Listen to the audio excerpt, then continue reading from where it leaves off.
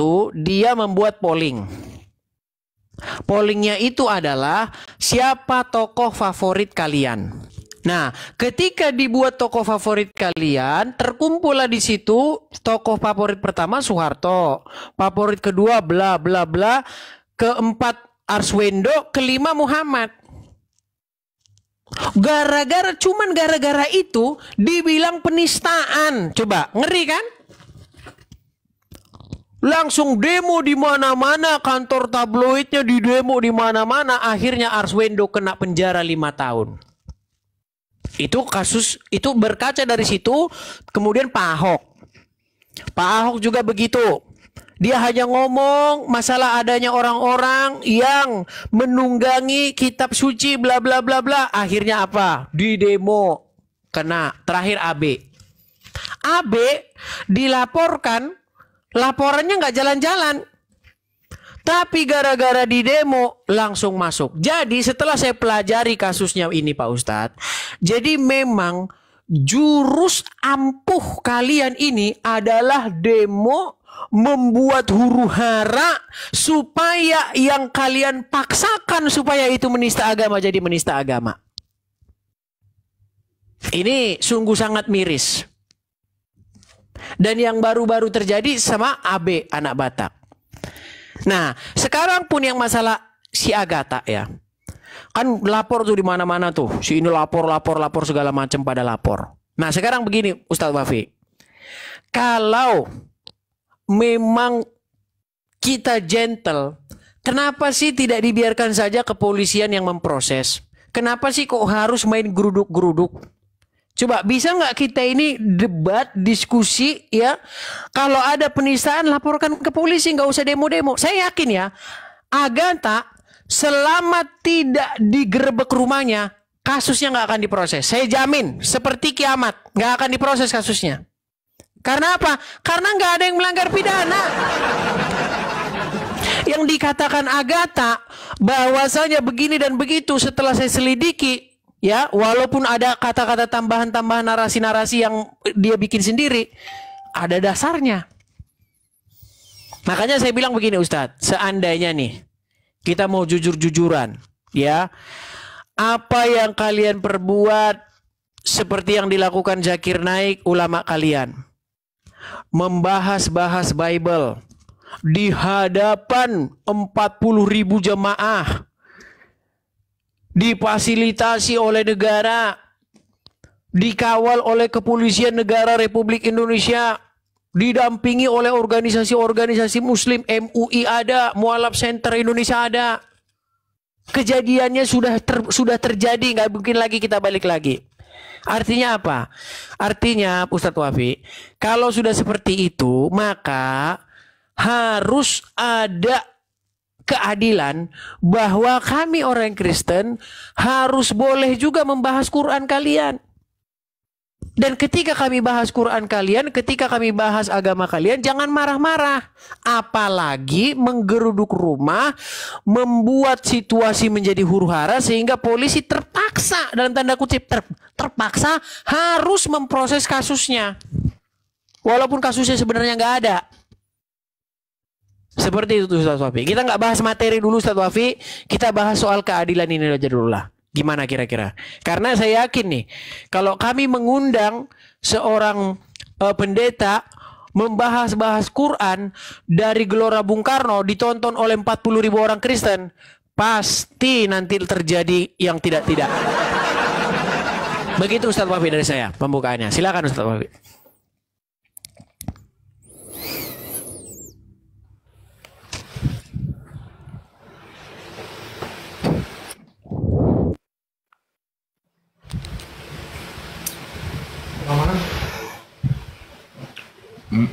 Tunggu ya, tunggu waktunya keluar.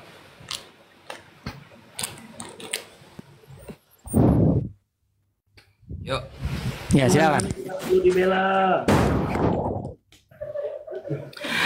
Bismillahirrahmanirrahim.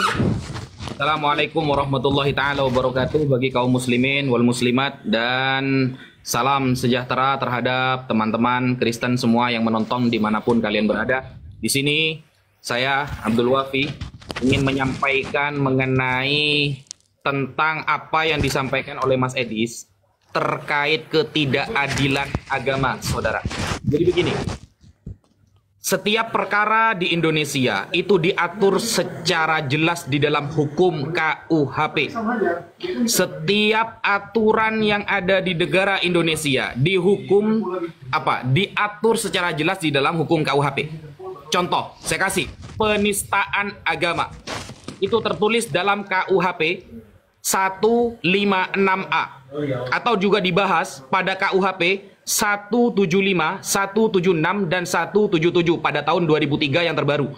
Nah, pasal KUHP tentang penistaan agama itu dibahas jelas di dalam undang-undang bahwa ketika ada seseorang menyampaikan sesuatu yang dapat mengotori sebuah agama, dapat merendahkan atau nilainya menghina sebuah agama, maka siapapun berhak dilaporkan, saudara. Mau dari umat Islam ataupun umat Kristen. Siapapun berhak. Demo. Apakah demo dilarang oleh negara? Tidak, saudara. Kristen mau demo, silahkan. Yang penting ada undang-undang yang melatar belakangi demo tersebut. Bayangkan, Mas Edis, kita dijajah 3,5 abad oleh orang Kristen. Kemarin yang korupsi 271 triliun dan triliun-triliun yang lain, rata-rata orang Kristen. Saya anggap dia oknum. OPM yang ada di Papua, dia orang Kristen. Nah, itu adalah oknum-oknum yang kemudian berhak dilaporkan. Apakah kemudian demo itu diatur di dalam KUHP, Undang-Undang Dasar diatur, saudara?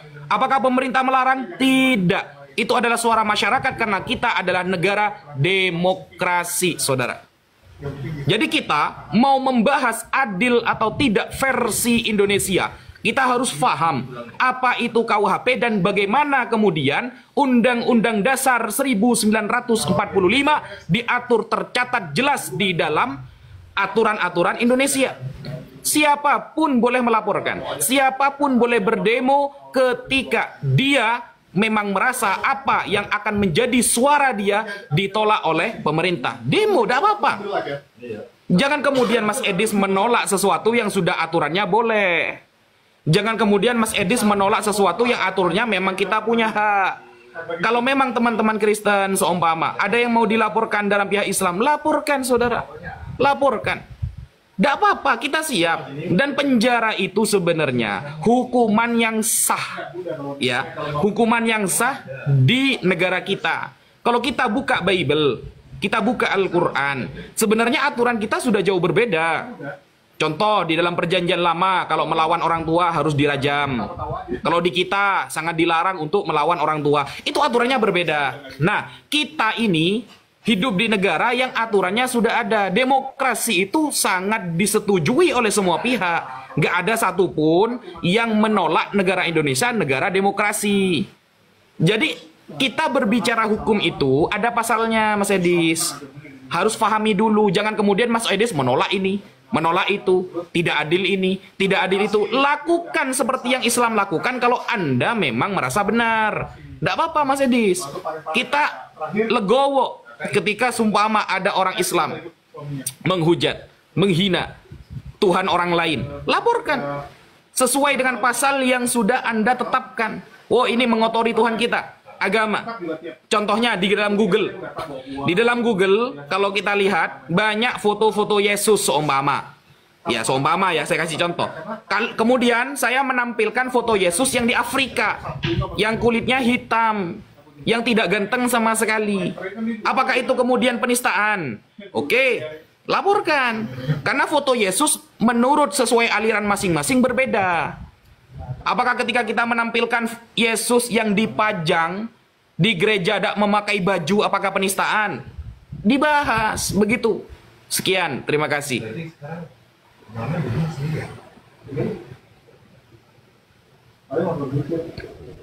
Kalau pagi aku pokoknya janji pada aku nggak bisa bawa aku bawa ketua. Kalau saya ada biasa bawa kan dia pakai di luar dan bawa bawa sama baru juga ya.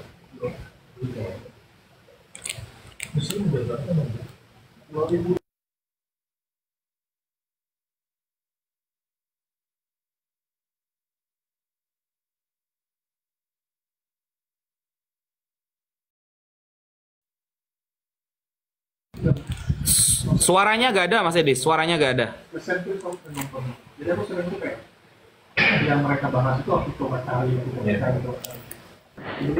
Iya, jadi Ustadz Wafi, ini kita agak sedikit menyimpang nih Ustadz Wafi. Yang saya bilang tadi begini loh Ustadz Wafi. Pertama-tama, yang saya katakan kepada Ustadz Wafi adalah soal penistaan agama. Ini kita kok lari ke masalah OPM, lari ke masalah korupsi 271 triliun.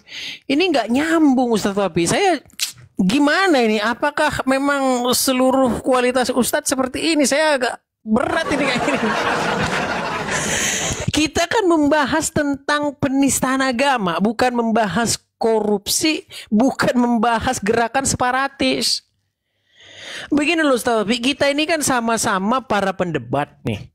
Ya kan? Yang jadi masalah itu begini Ustadz Wafi. Kalau Muslim bahas Bible seperti yang dilakukan Zakir Naik, ada contohnya langsung loh.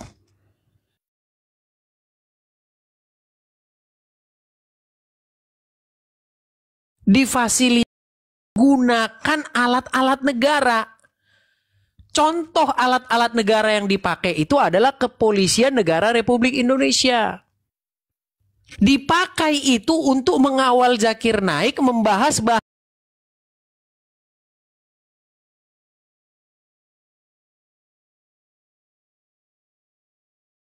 fasilitas-fasilitas negara, contohnya stadion. Karena stadion itu pasti bukan milik pribadi, itu pasti milik negara. Dipakai loh stadionnya itu membahas-bahas Bible, membahas-bahas kitab suci kami orang Kristen. Nah, itu bukan penistaan agama namanya. Bayangkan Ustadz Wafi, tolong Ustadz Wafi jujur.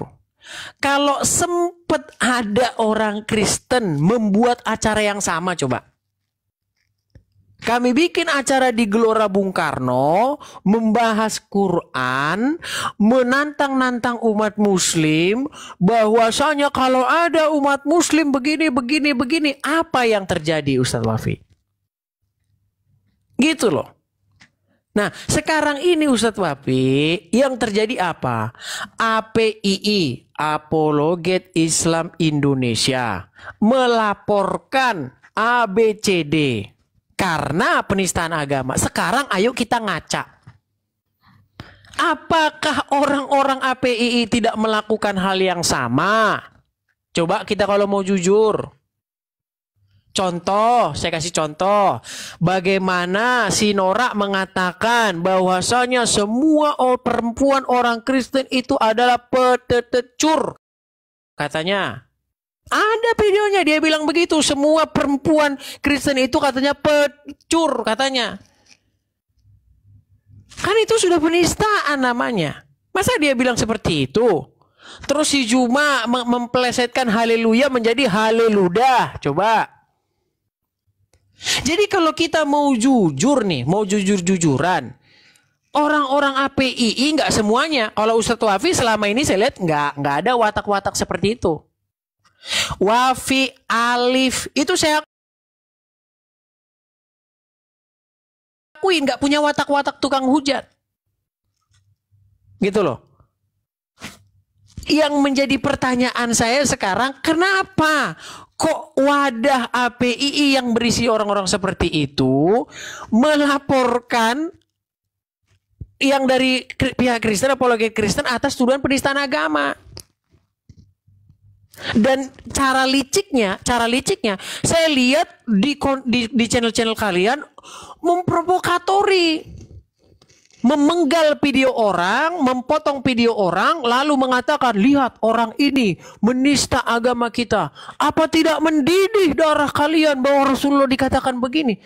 Kalian menghasut orang di channel-channel itu. Nggak kasihan kalian dengan keselamatan mereka. Gitu loh. Kalau memang melanggar hukum tinggal laporkan ke polisi. Kenapa harus bikin video-video hasut-hasutan seperti itu? Cobalah kalau kita fair-fairan begitu, Ustaz. Silakan, Ustaz. Oke. Nah, tunggu waktu ya. Ya. Tunggu waktu. Tuhan kami nggak perlu dibela. Tuhan kami nggak perlu dibela.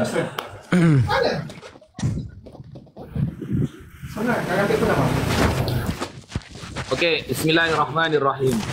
Baru saja kita berdiskusi, Mas Edi sudah merendahkan saya. Apakah kualitas Ustadz seperti ini? Nah, bahasa seperti itu kan tidak etis sebenarnya, Mas Edi. Tidak etis. Dalam perdiskusian yang dewasa, bahasa menyerang pribadi seperti itu tidak etis. Kenapa? Saya menampilkan OPM Kristen, yang menjajah Indonesia Kristen, kemudian yang korupsi Kristen. Kenapa? Itu menunjukkan karena Anda tadi membawa-bawa Indonesia tidak adil gitu loh. Anda membawa-bawa negara ini tidak adil. Kalau sama-sama seperti itu ya sama gak adilnya. Ada oknum-oknum kemudian. Kenapa pelanggaran? Yang tidak enggak rokok tadi, rokok. Nah, kenapa? Karena sampai bawa-bawa negara katanya tidak adil. Kalau konsepnya seperti itu gak seperti itu, Mas Edis. Saya akan menampilkan oknum-oknum Kristen yang kemudian sampai sekarang bebas. Tidak ada hukuman apapun. Sama kan? Gitu loh. Lalu kenapa masalah pelaporan? Contohnya Mas Edis. Sampai menampilkan Nora. Contohnya ya. Nora mengatakan bahwa wanita-wanita Kristen pelacur, seumpama. Bang Zuma, seumpama, mengatakan begini-begini. Jauh sebelum mereka mengatakan seperti itu, Sofiatul Al-Hayat sudah mengatakan Nabi Muhammad cabul, Mas Edis. Jauh sebelum mereka mengatakan seperti itu, pendeta-pendeta Anda, oknum, ya, di dalam YouTube-nya sudah mengatakan dengan merendahkan Nabi Muhammad Sallallahu Alaihi Wasallam. Apakah mereka ditangkap? Mereka bebas sampai sekarang, Mas Edis.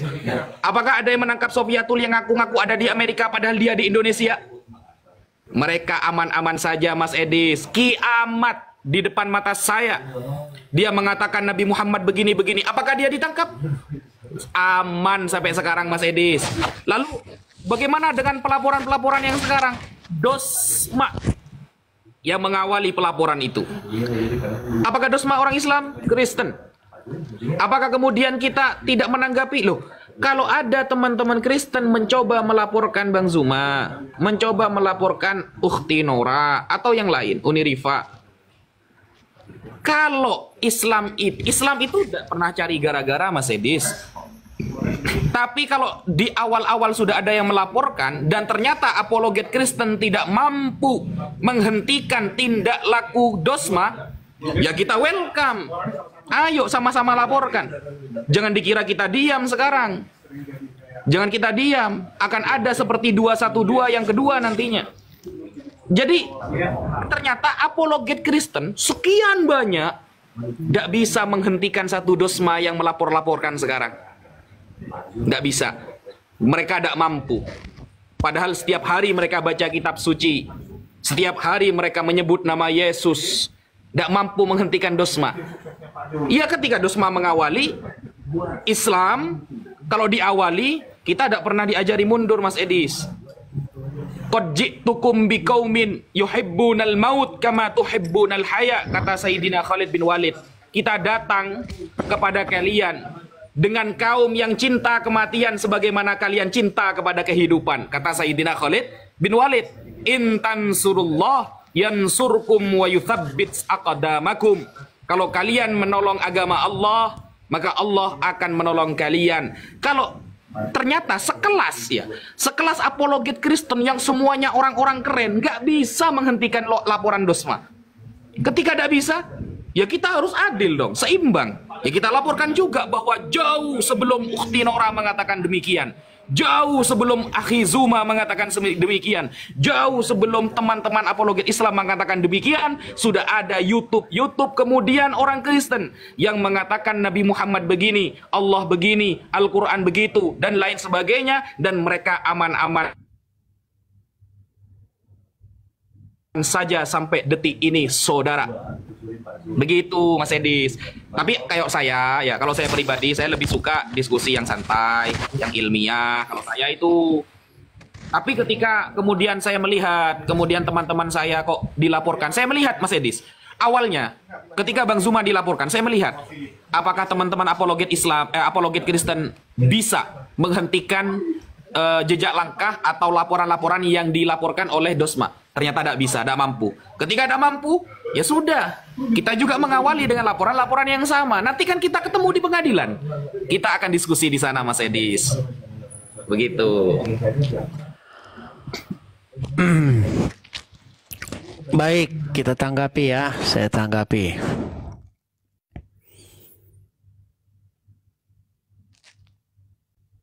Mana waktunya, Ustadz? Ya, begini Ustadz Wafi. Kenapa saya katakan, waduh, masa Ustadz seperti ini kualitasnya? Gini loh, kita ini kan sedang membahas tema tentang penistaan. Tapi Ustadz Wafi kok larinya membandingkannya dengan gerakan separatis, kemudian membandingkannya dengan orang yang korupsi. Makanya tadi saya bilang begitu. Adapun seperti itu Ustadz Wafi, maksud saya supaya ke depannya Ustadz Wafi berubah. Karena yang dibahas nih A bukan B gitu loh. Nah kemudian tadi masalah ini ya, siapa yang memulai duluan? Ustadz Wafi, kalau kita seperti itu nanti kita ujung-ujungnya itu ke akar masalahnya Ustadz Wafi. Nanti kalaupun Ustadz Wafi bilang sebelum ini, ada ini, nanti saya balik lagi. Channel di negara kita ini yang pertama bahas-bahas atau menjelek-jelekkan kekristenan, itu channel yang pertama itu punyanya yang orang Kendari itu namanya siapa itu yang kalau ngomong pemirsa jumpa lagi dengan saya, siapa itu yang bapak-bapak tua itu, siapa sih namanya? Aduh, jadi lupa saya namanya, siapa itu. Pokoknya itulah, itu channel pertama yang dipunya dia. Ya. Sebentar, siapa tahu ada yang ini. Aduh, jadi ketutup layar saya gara-gara ada konsumsi. Bukan. Namanya siapa sih? Aduh, lupa saya nama. Pokoknya itulah, punyanya bapak itulah pertama. Ya kan, yang orang Kendari itu. Kemudian ditanggapi sampai panjang sekarang. Tapi kita nggak usah ke situ. Kalau saya langsung ke akarnya aja lah. Akarnya langsung saya cari. Ternyata ini saya harus akui. Akarnya itu Al-Quran. Ayo. Bayangkan langsung ke Quran loh akarnya. Akarnya adalah adanya sebuah kitab yang muncul abad ke-7 mengatakan bahwasanya sosok yang anaknya Maryam itu, yang dia itu mengandung secara ajaib dari seorang perawan itu, tidaklah disalibkan, tetapi diserupakan. Nah ini akhirnya membawa satu polemik panjang sampai debat sekarang ini. Jadi kalau dicari akarnya itu sebenarnya Al-Quran Pak Ustadz. Itu harus diakui. Jadi perdebatan antara Islam dan Kristen itu adalah sebuah hal yang tidak bisa dihindari. Karena apa? Karena kitab Anda yang datang abad ke-7 membahas-bahas tentang salib. Dikatakan di situ bahwa sesungguhnya Isa itu tidak disalibkan, tetapi yang disalibkan itu adalah yang diserupakan. Nah, sekarang Isa ini siapa? Untunglah para penerjemah itu tidak menerjemahkan Isa itu sebagai Yesus. Kalau Isa sebagai Yesus sudah tambah runyam lagi perdebatan kita, tambah tajam lagi perdebatan kita. Nah, tapi di buku-buku yang lain udah jelas bahwa itu memang merujuk kepada sosok Yesus itu. Nah, jadi mau nggak mau memang terjadi perdebatan itu, Pak Ustadz. Terjadi. Gitu loh. Nah, memang sekarang ini yang sedang kita pikirkan itu adalah bagaimana perdebatan itu terjadi secara sehat, gitu loh. Nggak main hujat-hujatan. Nggak main maki-makian. Nah, kita tentu saja saya nggak bisa ngontrol orang loh, Pak Ustadz. Saya nggak bisa ngontrol orang. Nah kemarin itu pemicunya kenapa bisa seperti itu kan gara-gara si Entok ini kan cari-cari panggung di depan orang-orang API. Orang-orang API juga mau pansos ke situ. Makanya si Juma seperti gerakan-gerakan nantang-nantangin, si Ripa dan sebagainya. Akhirnya yang laporkan juga bukan kami. Gitu loh. Nah yang jadi masalah itu sekarang begini loh. Kenapa saya begini ya, yang saya lihat. Apakah APII melapor ini motifnya adalah karena agama atau karena Zuma? Kalau saya lihat bukan karena agama. Karena selama ini sebelum si Zuma dilaporkan, nggak ada Agatha dilaporkan, nggak ada AB dilaporkan. Jadi seperti seolah-olah udah kena pukul, udah kalang kabut, akhirnya pukul sembarangan, siapa aja yang kena. Nah jadi saya pengenlah kejujuran dari teman-teman sekalian lah. Karena ada sebagian juga nih dari yang muslim-muslim yang masih murni-murni juga saya lihat masih ada. Tapi yang saya lihat nampaknya sekarang ini sudah memenuhi kepentingannya si Juma, bukan kepentingan agama lagi. Tapi udah kepentingannya seseorang tertentu. Seperti itu. Silakan.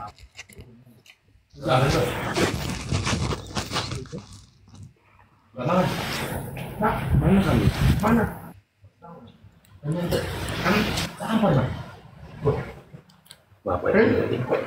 Yuk. Ya silakan.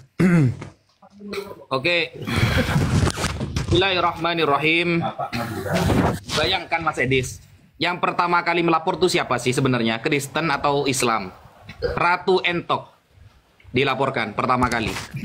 Bang Zuma, Ukhti Nora, Uni Rifa. 4 dilaporkan. Masa kita gak mau balas? Ya rugilah Mas Edis. 4 dilaporkan. Masa kita diam saja? Ya rugilah. Karena kita sama-sama punya hak. Gini Mas Edis, kalau Mas Edis mengatakan bahwa awal mula pemicu perdebatan adalah Al-Quran, lalu seolah-olah Mas Edis menyalahkan Al-Quran karena Al-Quran mengatakan dalam surah An-Nisa ayat 157, wa qaulihim inna qatalnal masiha Isa bin Maryam wa ma qataluhu wa ma salabuhu walakin syubbiha lahum, yang kemudian dinarasikan Nabi Isa tidak disalib, saudara. Itu adalah pemicu. Kenapa Al-Quran membahas-bahas salib? Kalau itu sebagai pemicu perdebatan, maka saya katakan bukan Al-Quran yang bersalah Mas Edis, tapi perjanjian baru yang bersalah. Kenapa kemudian jauh sebelum datangnya perjanjian baru tidak pernah dinarasikan Tuhan itu manusia, Mas Edis? Jauh sebelum perjanjian baru datang tidak pernah orang Yahudi meyakini yang namanya Yesus ini adalah sebuah nubuatan. Yahudi mana yang kemudian meyakini bahwa Yesus ini nubuatannya sudah ada? Mayoritas Yahudi tidak ada yang menerima. Kalau Al-Quran sebagai pemicu, maka perjanjian baru juga menjadi pemicu. Bahkan jauh lebih awal perjanjian baru. Dinarasikan dalam perjanjian lama kitab orang Yahudi Tuhan bukan manusia. Tuhan tidak bisa dilihat. Yang melihat Tuhan akan mati yang melihat. Kenapa di perjanjian baru yang melihat Tuhan, Tuhannya yang mati? Kok balik-balik? Nah, ini kan pemicu. Umat Yahudi tidak pernah mengakui kalau kitabnya bisa disandarkan dengan kitab Anda. Tetapi Anda kemudian mengatakan bahwa kitab perjanjian baru tidak akan pernah ada kalau tidak ada perjanjian lama. Tanpa menempelkan sebuah kitab kepada kitab orang Yahudi, saudara, maka perjanjian baru tidak pernah ada, saudara. Berarti pemicunya bukan Al-Quran, yaitu perjanjian baru. Begitu seharusnya. Kalau kita mau menilai fakta sejarah, jauh sebelum Al-Quran ada, perdiskusian apakah Yesus yang disalib itu sudah ada, Mas Edis. Jauh sebelum Al-Quran ada, siapa yang disalib itu sudah menjadi perdebatan di antara kalian. Apakah bisa saya tampilkan datanya? Bisa, Mas Edis. Sehingga Al-Quran hanya menarasikan sebuah fakta sejarah bahwa Yesus atau Nabi Isa tidak disalib. Kalau kemudian para apologet mengatakan Yesus dan Nabi Isa berbeda, kenapa kemudian para gereja semuanya banyak yang menggunakan gereja Isa Al-Masih, Mas Edis? Apakah kemudian kita melaporkan gereja-gereja itu ke polisi? Bertahun-tahun di Indonesia tidak ada satupun umat Islam yang melaporkan gereja-gereja atas nama Isa Al-Masih sebagai penistaan agama, saudara. Tidak ada. Kita biarkan, tidak apa-apa. Kalender yang diresmikan oleh negara tanggal 25 Desember. Kelahiran siapa? Isa Al-Masih. Baru-baru ini aja diganti Yesus Kristus. Apakah kemudian 25 Desember tidak menjadi perdebatan di antara kalian? Jauh sebelum adanya kalender, kalian sudah berdebat mati-matian. Apakah Yesus lahir di bulan Elul atau di bulan Taf? Kalau menurut kalender Yahudi, Taf, ada Elul yang seharusnya musim panas itu ada di bulan Agustus. Kenapa kemudian ada di bulan Desember, musim dingin? Perdebatan seperti itu sudah ada di antara kalian. Al-Quran kemudian hanya menarasikan bahwa Nabi Isa tidak disalib. Dan itu juga dinarasikan oleh para ulama tafsir seperti dalam kitab Mafatihul Ghaib yang ditulis oleh Al-Imam Fakhruddin Ar-Razi, bahwa di kalangan umat Kristen yantahi ila aqwamin qalilina lam yattafiq alaihim al-kidhbu.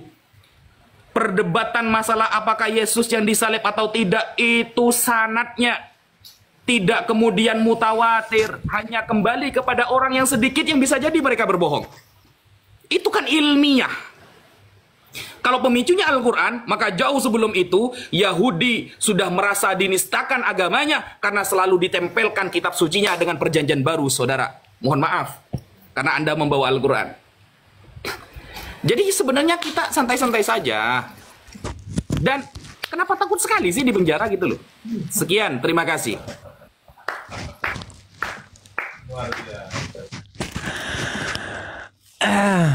Baik ya, kita tanggapi lagi teman-teman ya.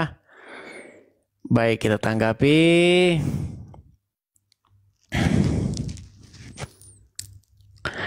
Baik ya, begini Ustadz Wafi ya. Jadi Anda sendiri sudah mengakui bahwasanya kitab Anda itu datang sebagai salah satu biang masalah. Lalu Anda melemparkan masalah itu, kalau gitu masalahnya adalah di perjanjian baru. Begini Ustadz Wafi, masalahnya yang berdebat itu adalah orang-orang Yahudi dan orang-orang Kristen tentang apakah Yesus itu Mesias atau tidak. Nah ini Islam datang dari mana? Gitu loh. Apa hubungannya ini agama dengan kami? Bukan keturunan Abraham, ya kan? Datangnya dari Arab, Tuhannya beda, tapi kok ditempel-tempelkan ke agama kami. Itulah salah satu video Agatha sampai dia emosi mengatakan, dia kata-kata cuy, kami tidak mau Tuhan kamu tempel-tempelkan kepada Tuhan kami. Loh, sekarang begini Ustadz Wabi, dalam Quran ada loh ayat yang mengatakan sesungguhnya Tuhanmu dan Tuhan kami adalah satu. Loh, Anda datang dari mana ini agama? Bukan. Jangan tempel-tempelkan dong Tuhan Anda kepada dengan kami.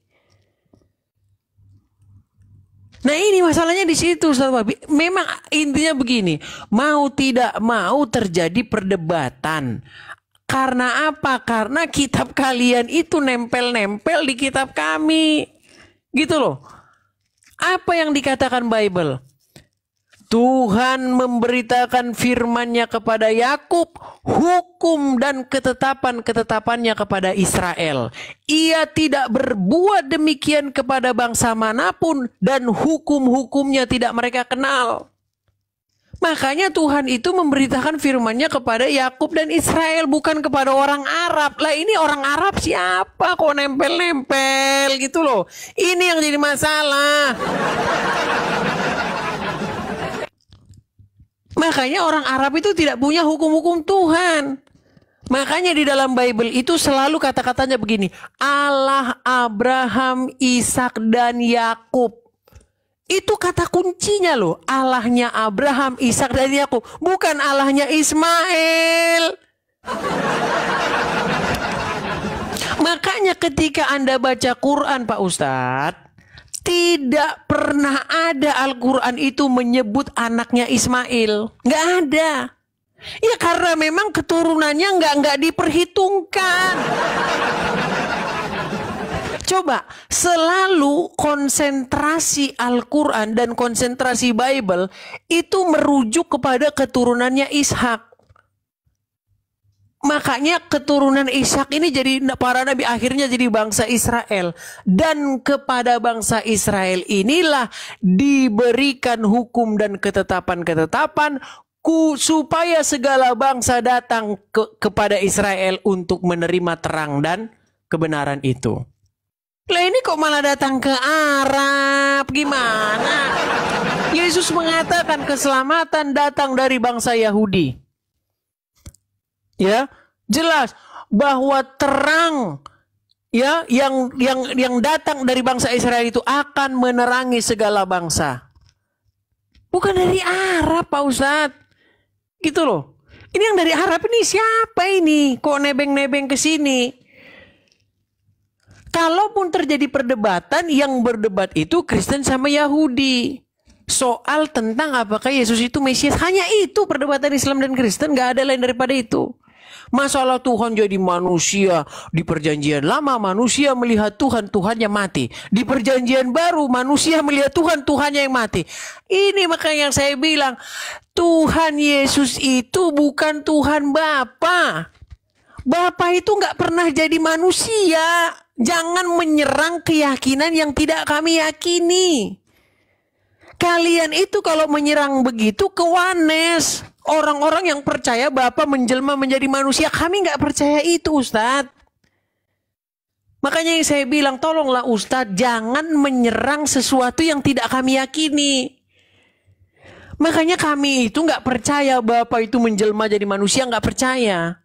Yang datang menjadi manusia itu adalah Sang Mesias, Firman yang menjadi manusia. Seperti itu Pak Ustadz. Jadi jangan ada narasi-narasi seperti itu lagi. Perjanjian lama manusia melihat Tuhan, manusia mati. Perjanjian baru kebalikannya. Silakan. Silakan.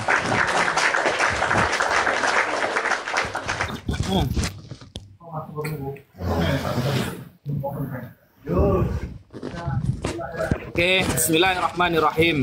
Sepertinya Mas Edis mulai bingung ini. Ingat Mas Edis, saya tidak akan menarasikan sesuatu sebelum Anda yang memulai. Anda mengatakan polemik terjadi karena Al-Quran. Maka jauh sebelum Al-Quran, polemik itu jauh lebih dahsyat antara perjanjian lama dengan perjanjian baru. Maka berarti bukan Al-Quran. Al-Quran hanya menceritakan apa yang terjadi dahulu. Ingat, saya garis bawahi ya. Al-Quran hanya menceritakan apa yang terjadi dahulu, guys. Antara apa? Antara umat Yahudi dan perjanjian baru orang-orang Kristen. Anda sangat lucu mengatakan menyalah-nyalahkan orang Arab, Cok. Kenapa? Gini, yang namanya Tuhan tidak boleh rasis, bro. Masa Tuhan rasis banget harus bangsa Israel? Makanya Nabi Muhammad datang kemudian rahmatan lil alamin, untuk menjadi rahmat seluruh alam. Arab, Indonesia, Betawi, apapun rasnya, maka semuanya mendapatkan hukum yang sama. Kalau Anda mengatakan, mana ini kok Arab ikut-ikut nebeng? Loh, apakah berarti Tuhannya orang Arab berbeda dengan orang Bani Israel? Apakah kemudian Ishak berbeda Tuhan dengan Nabi Ismail? Anda membedakan antara Abraham, Yakub, Ishak dengan Nabi Ismail. Bayangkan, padahal mereka satu bapak. Oke, Nabi Ibrahim punya istri yang bernama Hagar, punya anak Nabi Ismail. Nabi Ibrahim punya anak punya istri yang bernama Sarah, punya anak Ishak. Apakah kemudian Tuhannya berbeda lalu Anda membeda-bedakan? Padahal di dalam Sanhedrin 43A, kitabnya orang Yahudi, diakui oleh orang Yahudi. Sanhedrin 43A nomor 20, saudara, bahwa Yesus bukan disalib tapi dirajam. Bayangkan. Bukan kata Al-Quran, bukan kata kita umat Islam, tapi kata orang-orang Yahudi yang mengimani kitab Sanhedrin dan ikut diakui oleh semua orang Yahudi. Bukan disalib tapi dirajam. Makanya Al-Quran mengatakan dengan tegas di dalam surah An-Nisa, wa ma qataluhu yaqina, mereka sedang tidak yakin membunuh Nabi Isa alaihissalam. Sanhedrin mengakui, apalagi Islam seperti itu.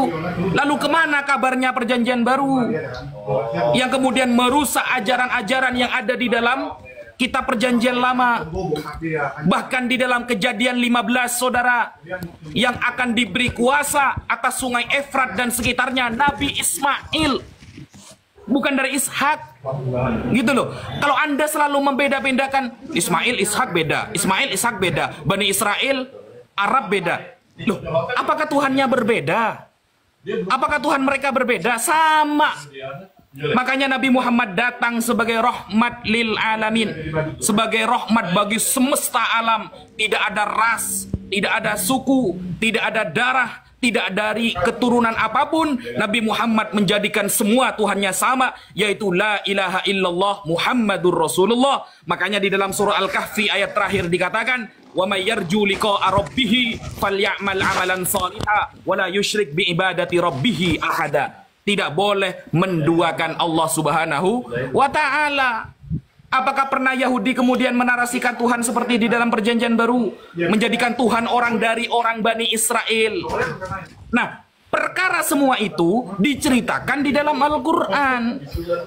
Bani Israel juga diceritakan dalam Al-Quran. Makanya Nabi yang terbanyak yang disebutkan dalam Al-Quran adalah Nabi Musa alaihissalam. Kenapa? Allah mengatakan, ya Bani Israel, ya, uzkuru ni'mati allati an'amtu alaikum wa anni faddaltukum 'alal alamin. Bani Israel memang pernah menjadi umat terbaik di zamannya. Dibahas oleh Al-Quran.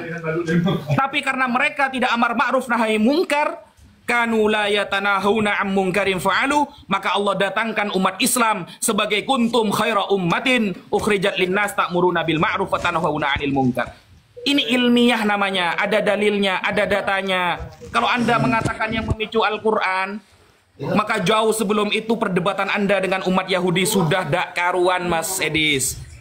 Orang Yahudi sekarang merasa ternista oleh apa-apa yang tertulis di dalam perjanjian baru. Loh, Tuhan kita bukan manusia, Tuhan kita ada kelihatan. Makanya ada namanya apa itu? Slosa asal ikarim. 13 keimanan Yahudi. Yang nomor 4, yang namanya Tuhan laisa kamitslihi syai', tidak boleh sama dengan apapun. Dinarasikan dalam Al-Quran, ya.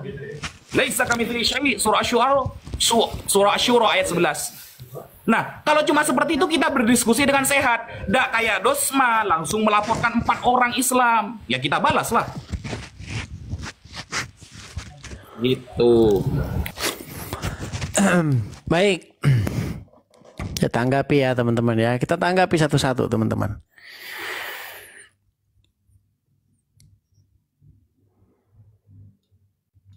Baik ya, saya tanggapi ya. Jadi begini Pak Ustadz, mengenai kata-kata Tuhan yang rasis. Begini Ustadz, bahkan di dalam Quran sendiri itu tertulis bahwasanya Bani Israel itu dilebihkan di atas segala bangsa. Tapi ketika orang Islam saya tanya, kenapa bisa begitu? Pasti kalian nggak bisa menjelaskan itu. Pasti nggak bisa menjelaskan. Jadi begini Pak Ustadz. Pada waktu itu, seluruh umat manusia di bawah kolong langit ini semuanya adalah pendosa, semua berbuat dosa. Ada satu orang benar yang dipilih oleh Tuhan, yaitu Abraham. Melalui satu orang inilah Tuhan akan menyelamatkan seluruh manusia. Makanya yang dipilih itu adalah dari keturunan Abraham. Supaya dari keturunan Abraham itulah nanti Tuhan membentuk satu umat yang dipersiapkan untuk melahirkan sang Mesias yang akan menyelamatkan dunia. Itu kenapa disebut bangsa Israel itu di atas segala bangsa, dipilih. Tapi narasinya sebenarnya bukan di atas segala bangsa. Kalau di atas segala bangsa, nah itu rasis malahan. Orang Israel itu adalah umat yang dipilih karena apa? Karena dari keturunan Abraham. Gitu loh. Nah sekarang kalau dibilang Tuhannya beda-beda Ustadz. Ya. Sekarang tahun 2024. Kalau kita kembali ke masa lalu, kita kembali ke penggalian sejarah, setiap bangsa ini Tuhannya beda-beda. Gali di Jawa Timur, gali di Jawa Barat, gali di Sulawesi, gali di Sumatera. Tuhan yang disembah orang di Sulawesi nggak sama dengan Tuhan yang disembah di Jawa Barat. Sekarang 2024 iya, karena udah ada masuk penyebaran agama. Pada waktu itu zaman Abraham beda Ustadz.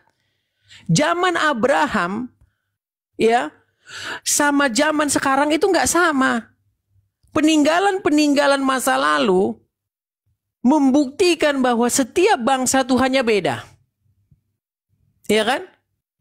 Orang Arab Tuhannya beda, orang Filistin Tuhannya beda, orang Mesir Tuhannya beda. Tuhannya orang Mesir itu namanya Amun-Ra. Ya kan? Tuhannya orang Jepang nanti beda lagi. Tuhannya orang Persia beda lagi, namanya Ahura Mazda. Beda-beda, memang Tuhannya nggak sama. Gitu loh. Orang Arab juga beda lagi Tuhannya. Ada Latta, Uzza, Mana, beda. Orang Yunani nanti beda lagi. Gitu loh.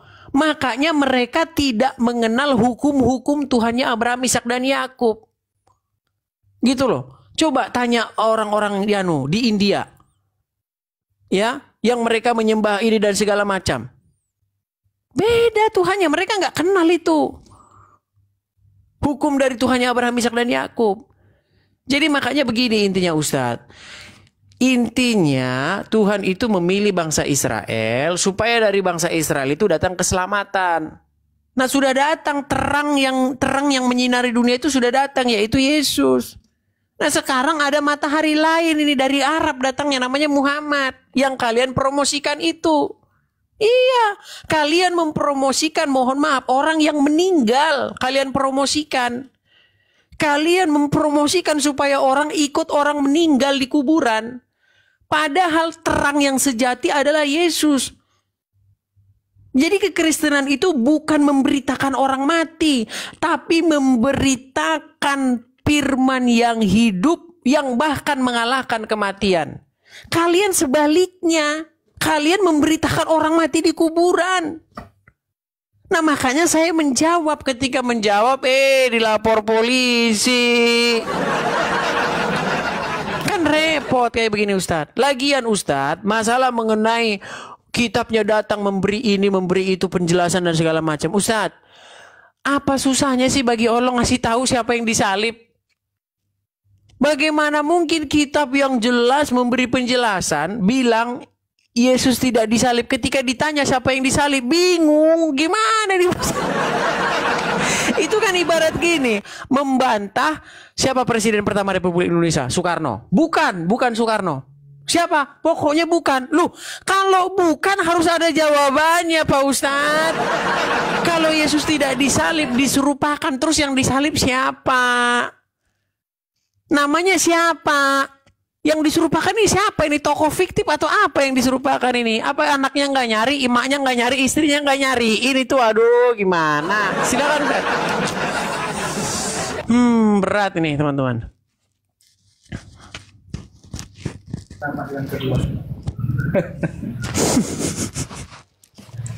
Mana ini nggak muncul? Tahu dia. Jawab. Ya. Oke. Ya mungkin ini putaran terakhir ya. Saya pindah tempat karena untuk ngecas juga. Oke silakan. Bismillahirrahmanirrahim. Kenapa kemudian Al-Quran tidak menjelaskan siapa yang disalib? Itulah Mas Edis. Masa Anda puluhan tahun katanya membaca Al-Quran, ternyata masalah sepele seperti ini Anda gak tahu gitu loh. Nah, ingat Mas Edis, Al-Quran itu bukan kitab yang mau menjelaskan sejarah secara detail. Bukan. Al-Quran itu tidak kemudian menjelaskan siapa yang disalib. Tidak.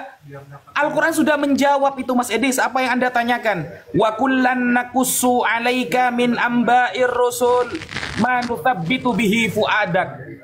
Cerita para rasul terdahulu aku ceritakan kepadamu Muhammad untuk meneguhkan hati kamu. Jadi tujuan Al-Quran menceritakan tentang nabi-nabi terdahulu bukan untuk menjelaskan siapa yang disalib, bukan menjelaskan untuk apa disalib, tetapi menjelaskan untuk meneguhkan hati Nabi Muhammad. Tidak ada kepentingan kemudian Al-Quran menjelaskan siapa yang disalib. Toh ternyata di dalam Bible indikasi perbedaan itu ada Mas Edis. Dan Al-Quran membenarkan itu, bahwa perbedaan siapa yang disalib itu ada. Itu tujuan Al-Quran, bukan kitab sejarah. Gitu loh, itu perbedaannya. Kedua, Mas Edis tidak menjawab ketika Pak Dosma melaporkan 4 apologet. Salah satunya bukan. Apakah kita diam saja, Mas Edis? Ketika Dosma melaporkan 4 orang dari kita, apakah kita diam saja? Ya enggak lah, rugi kalau kita diam. Karena kita punya hak yang sama. Ingat, Bhinneka Tunggal Ika, Mas Edis, kita diberikan hak yang sama menerangkan keyakinan masing-masing. Ingat, kita diberikan hak yang sama mengajarkan ajaran masing-masing.